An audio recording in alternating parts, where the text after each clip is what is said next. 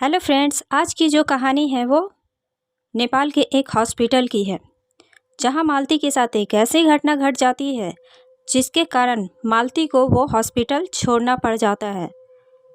एक रात मालती को अजीब अजीब सी वहां पे आवाज़ें सुनाई देने लगती है और वो दौड़ करके देखने के लिए जाती है कि आखिर ये आवाज़ें आ कहाँ से रही है।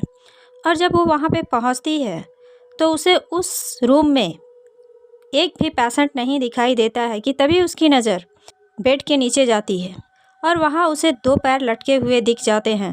तो मालती झुक करके देखना चाह रही थी कि ये पैर किसके हैं कि तभी उसके कंधे पे किसी ने हाथ रखा और मालती खड़ा हो जाती है। जैसे ही मालती उस फेस को देखती है और उसकी नज़र उन दो पैरों पे जाती है तो उसकी पैरों तले की ज़मीन खिसक जाती है। तो चलिए कहानी स्टार्ट करते हैं।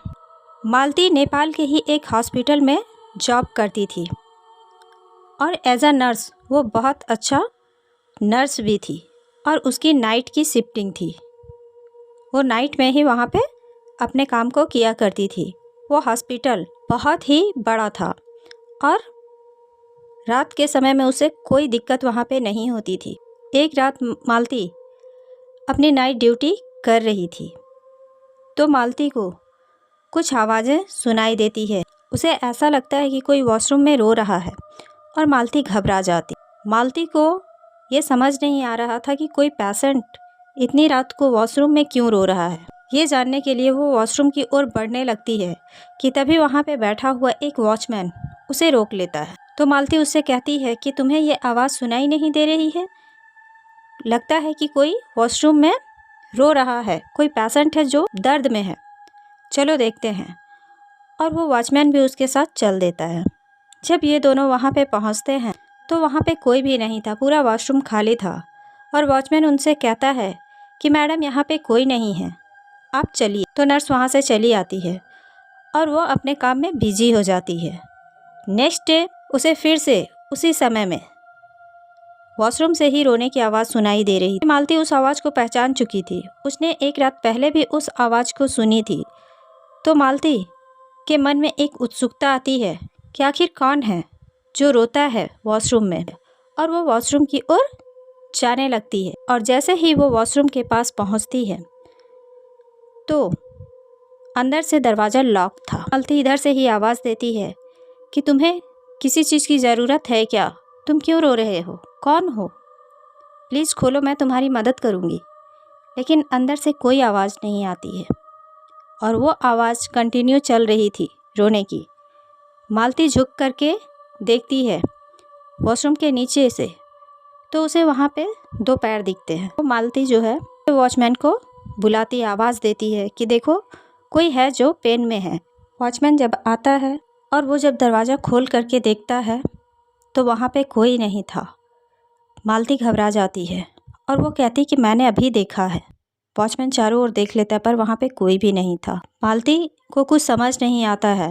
वॉचमैन उससे कहते हैं, वो थोड़ा एजेड थे, वो समझाते हैं कि देखो बेटा, तुम्हें हर जगह चेक करने की ज़रूरत नहीं है, यह हॉस्पिटल है और यहाँ ऐसी घटनाएं होती रहती है। तुम भले ही मेरे बात पे हंसो, लेकिन कुछ ऐसी चीज़ें होती है जो यहाँ पे रहती हैं, तो तुम अपने काम से मतलब रखो, तुम्हें ज़्यादा सर्च करने की ज़रूरत नहीं है। मुझे समझ में आ रहा है कि यहाँ कौन है और क्या है। मालती उसकी बातों को समझ नहीं पाती है और वो आ करके अपने काम में लग जाती है। अभी उसे आधा घंटा भी नहीं हुआ था कि तभी उसे कमरा नंबर 203 से अजीब अजीब आवाज़ें सुनाई देने लगती है। ये आवाज़ें इंसान की नहीं थी। उसे ऐसा लग रहा था कि कोई जानवर घुस आया है और वो पूरी तरीके से घबरा जाती है क्योंकि वहाँ कुछ पेशेंट जो थे वो एडमिट थे उसी कमरे में। मालती ये जानने के लिए उस कमरे की ओर जाने लगती है कि कहीं मेरे पेशेंट को कुछ हो तो नहीं गया है, यह आवाज़ें कैसी आ रही है। और वो दौड़ती हुई उस कमरे की ओर चली जाती है जिसमें दो पेशेंट पहले से ही एडमिट थे।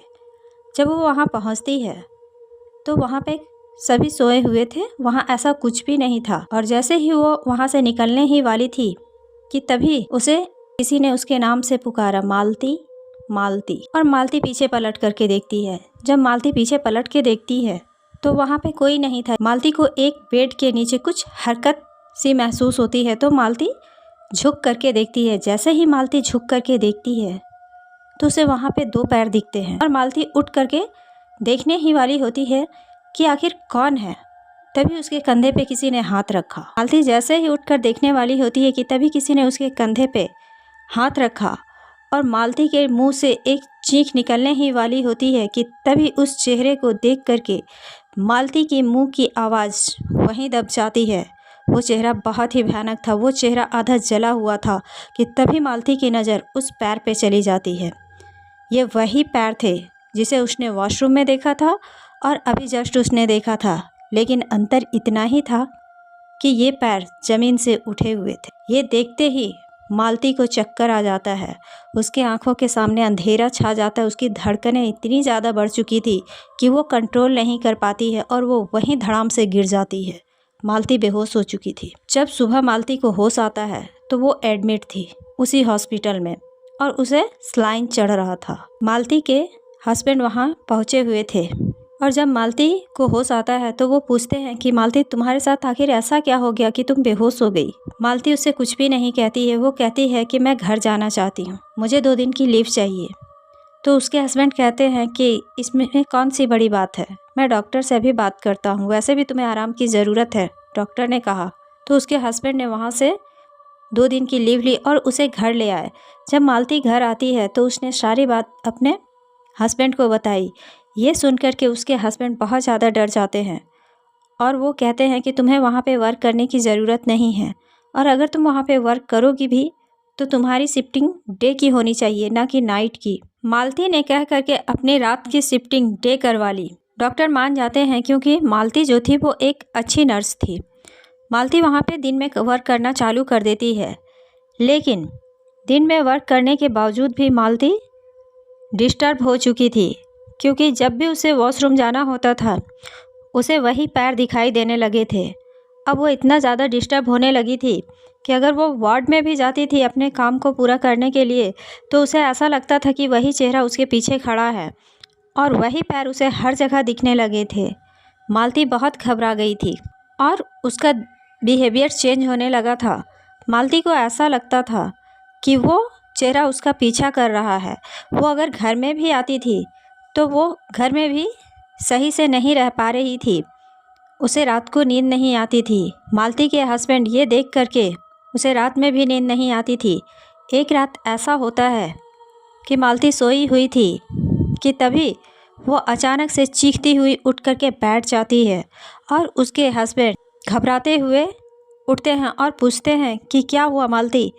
तो वो कहती है कि वो मुझे देख रहा है, देखो उसका वो भयानक चेहरा, वो तुम्हें घूरे जा रहा है। उसका हस्बैंड बहुत बुरी तरीके से घबरा जाता है और वो सारी लाइटें ऑन कर देता है। जब लाइटें ऑन होती है तो मालती बहुत डरी हुई थी और वह फ्रस्ट्रेशन में बेहोश हो गई थी। उसके हस्बैंड उसे होश में लाते हैं, उस पर पानी डालते हैं और गंगा जल भी डालते हैं। उसके बाद उन्होंने एक पंडित को बुलाया।